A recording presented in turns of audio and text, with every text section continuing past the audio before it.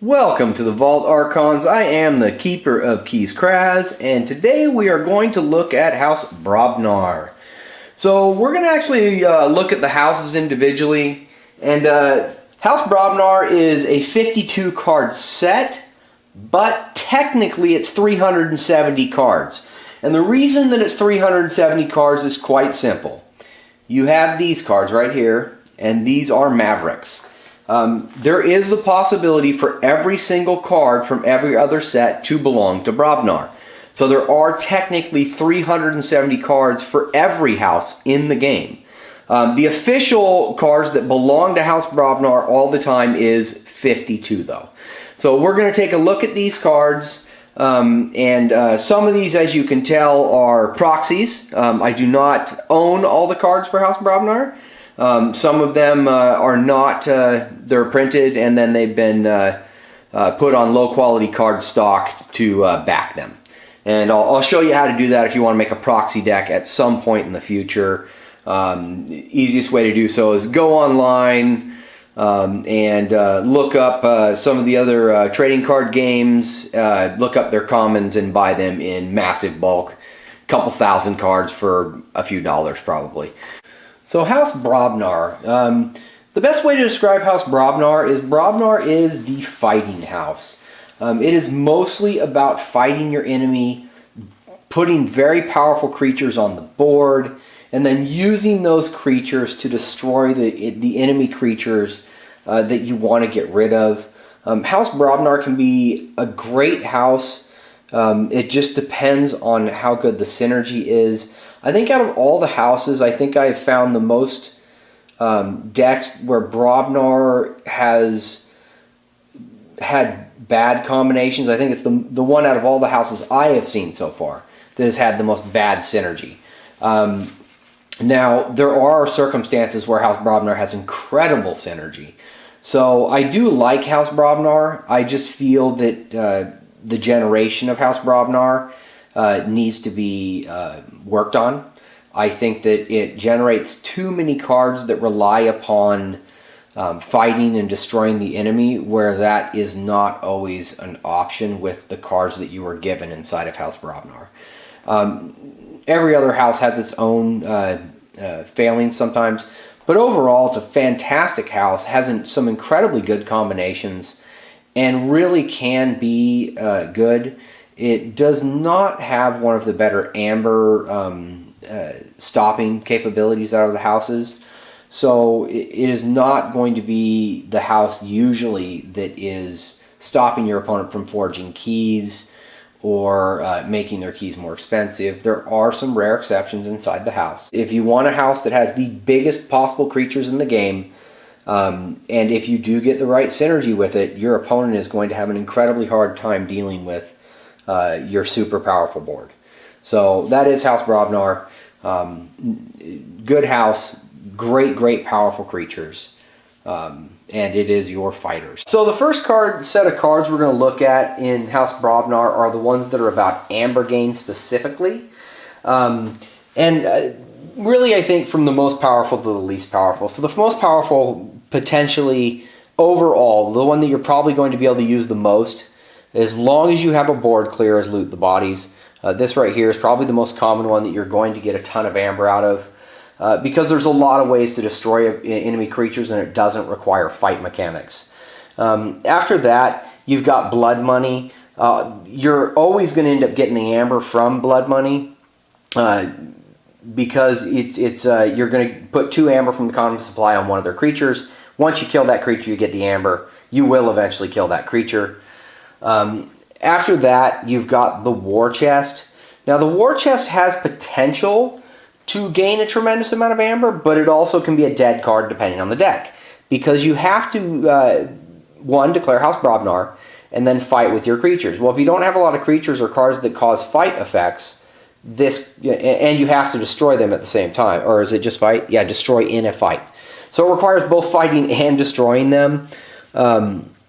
So this really can, if you have a weak Brobnar board or you don't have cards that allow you to fight with your other creatures, this can be a dead card. It can be really good, but there's plenty of decks where it's not. The next one we're going to look at, and this one is strictly when you fight, you're going to gain 1 amber for every creature that fights with Warsong. But again, you need to have a good either Brobnar board or a good number of creatures that can fight. There are cards that this pairs really, really well with, but it can, again, be a dead card. That's why it's down my list. These other ones are almost always useful up here. Now over here we have Smith. You're always going to gain 1 amber with it. And you can gain 2 if you have more creatures than your opponent. That's kind of why I put it in the middle between the two. It's a good card.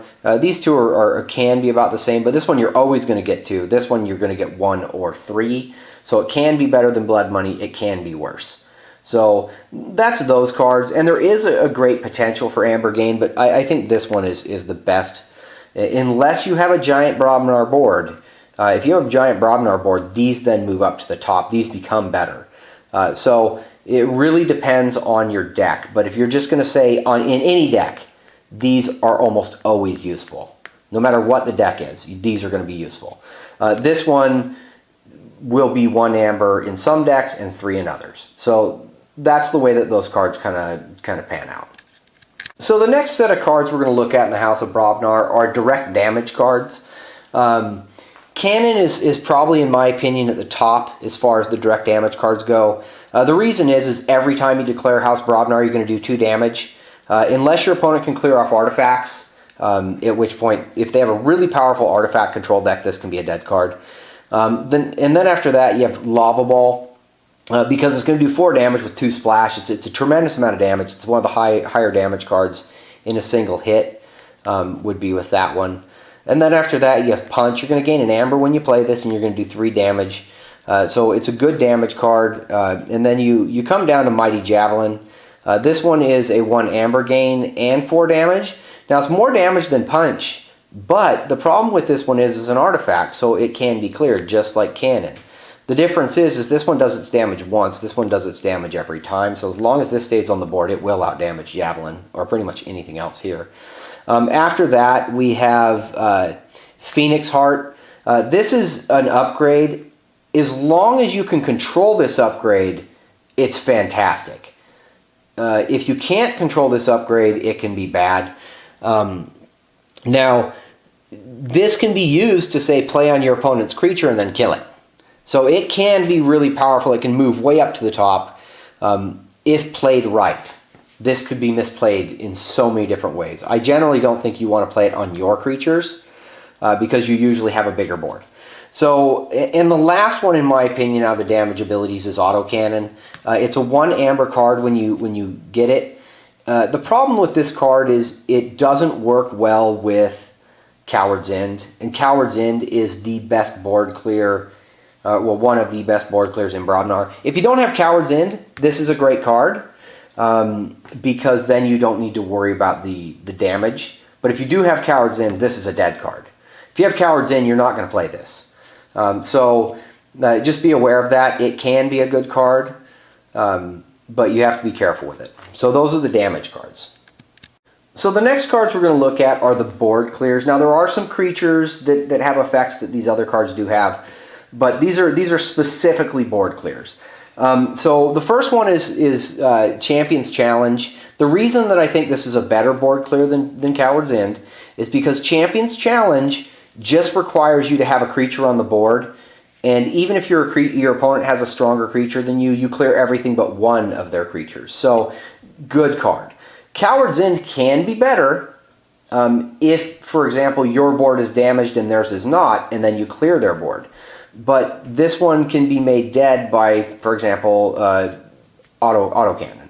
So, and there's other ways that this can be made a dead card, even by your opponent. Now, if you were playing against Brobnar and you don't have Coward's End and you have Autocannon, you play your Autocannon out, their Coward's End is going to become useless. So just be aware, this I think is just a better board clear because it's always useful. This one can be rendered ineffective. So that is it for board clear.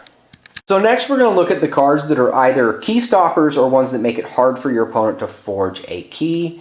Probably the best out of these is going to be Burn the Stockpile. You're going to do a 4 amber shift when this card is played, and as long as they have 7 or more, you can end up getting rid of their ability to forge a key. After that, I think Pile of Skulls is way up there. As long as you have friendly creatures, every time you destroy an enemy creature, you're going to be able to start capturing. This has the potential to be an incredibly powerful card if you have a powerful board. This can be way above Burn the Stockpile under certain circumstances. After that, we have Screech Bomb. Screech Bomb is an Omni, and it's just you destroy 2 amber from your opponent. This is an artifact, so it can be used by your opponent if they have the cards that would let that happen. And it's only a 2 amber shift. So after that, we have Unguarded Camp. If you have a lot of creatures, now this if you have a lot of creatures is definitely better than Screech Bomb, because this one is going to allow you to capture a considerable amount of amber. So you really want to, but you have to have a bigger board than your opponent.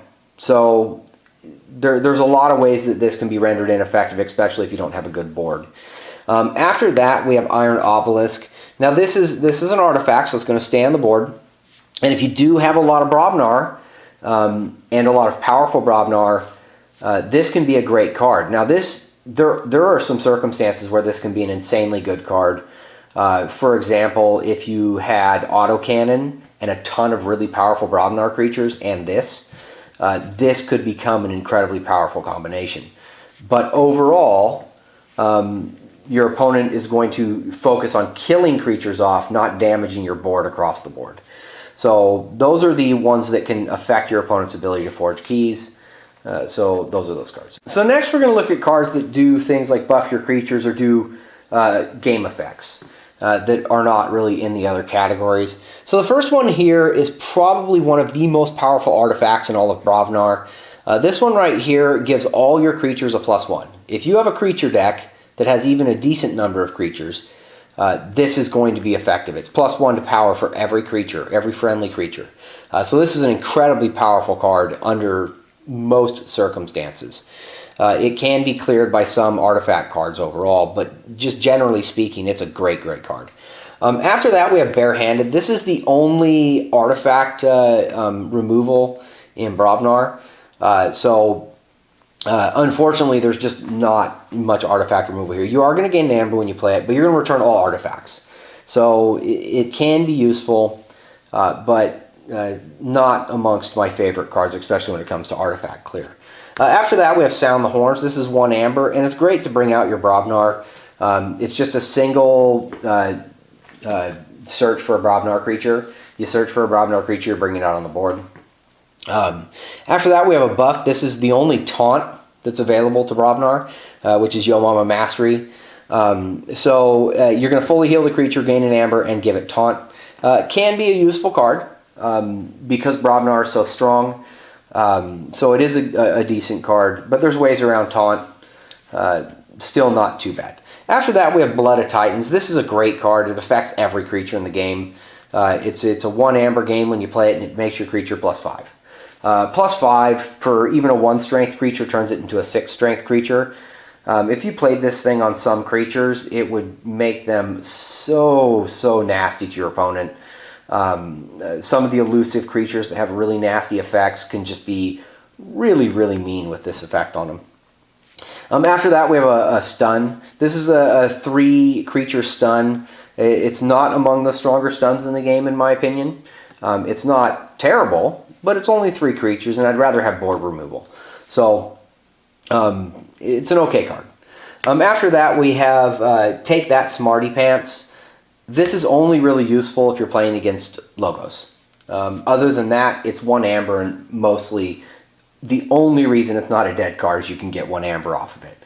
But there's going to be times where you're not playing against logos, so this won't be of much use at all other than getting 1 amber. So that's those cards. Next, we're going to look at fight cards, which Brobnar has a considerable number of. Probably the most powerful of which is Follow the Leader. There is a tremendous amount of cards in here this synergizes with, like War Chest, or any of the other amber games that require you to have fight mechanics. So Follow the Leader can be a really powerful card in the right deck. It can also be underpowered in the wrong deck. But it is generally useful as long as you have at least a decent number of creatures that can fight. If you have a bunch of weak creatures that are not designed for fighting, this would be a dead card. Matter of fact, any of these fight cards would essentially be a dead card if you have a weak board that doesn't require much fighting, or it just does not work well with fighting. And there are some decks that are like that. After that, we have Relentless Assault. This is basically pick 3 of your creatures. You need to have a 3-creature board to take advantage of this. So it can be not very useful if you don't have a lot of creatures. And you then would attack with all 3 of them. Can be great with a good board. After that, we have the Gauntlet of Command. This is just every time you play Brobnar, you can ready and fight with a creature. This can add up over the course of the game, but you do need creatures. After that, we have Brothers in Battle. This is just a play card, and you pick another house, gain an amber, and you then get to fight with all those creatures. But you need a house that has decent fighting creatures. After that, we have Anger. This is gain an amber and fight with a single creature. So by far the weakest fight card, but all of these do require you to have creatures that are designed for fighting. So those are the fight cards in Brobnar. So next we're going to look at War Drummer and the cards that he synergizes with specifically. And then after that we'll look at the cards that are bad with War Drummer. So War Drummer is a 3-strength creature, and when you play him you get to pull all your other Brobnar off the board. These are all the creatures in Brobnar that have a play effect. So probably the best out of them, in my opinion, is Bumpsy, and I have a reason. If you have a decent number of Bumpsy in your hand, this can be fantastic. Play them out, play War Drummer, play them back out. So you can get, if you have 3 Bumpsies, and Bumpsy is a common, and you have 1 War Drummer or 2 War Drummers, this can be an incredibly powerful combination. After that is, and that's a key stopper, and that's why I think that this combination is probably the best out of the combinations. Although there are other incredibly good combinations. Most of these are fantastic. After that, you have Lomir Fire Fist. This is just another good one. If your opponent has 7 or more, you're going to take 2. The downside to this one is once they get down to 6, this no longer becomes a good play. So that's why I think Bumpsy's just better. Now, still a good card, Strength 5. Now after that we have Earthshaker. Now this is a Strength 7 creature. The downside to him is he's going to kill all of your weak creatures. The upside is he's going to kill everything Strength 3. Now there is a combination that makes Earthshaker even better. Now if you have Earthshaker, and you can then play him and kill Grenade Snibs. Now these can also be used, if you have multiple of these and Earthshaker, you can then use these to stop keys. So another great combination if you have them. Because, oh sorry, and I should explain. This one makes your opponent lose 2 when it's destroyed. Play Earthshaker, he's going to kill this guy. So great combination to have with Earthshaker. And Earthshaker's a play effect. So you can clear over and over again Strength 3 or under creatures with him, pull him off the board with War Drummer, save him for when you need him again, wipe your opponent's weaker board. So if your opponent has a weaker board, having Earthshakers and War Drummers is going to be very bad for them. And I have a deck that this would just be a devastating combination because almost every creature in it is Strength 3 or under. So that's another great combination. After that, we have Hebe the Huge, which also works with the Grenade Snib because it's going to do 2 damage to every undamaged creature. So Hebe the Huge is a Strength 6, and he's effectively yet another board clear for smaller creatures. He is going to damage your bigger creatures too, though, if they haven't taken damage. After that, we have the Ganger Chieftain. The reason he's such a good play is because he's going to allow you to ready and fight with a neighboring creature. Yet again, synergizes really well with War Drummer because you get the play effect multiple times. And then after that, we have Smash. The effect on this guy is play and stun. In my opinion, one of the weakest effects out of the play effects, but under certain circumstances, it can be better. But overall, probably the weakest of the play effects. But these cards all synergize incredibly well with War Drummer. And if you had multiple War Drummers and lots of play cards of this group, it's going to be devastating to your opponent. So if you see a deck that has a lot of this kind of synergy, it's the Brobnar house is going to be very, very powerful. So there you go.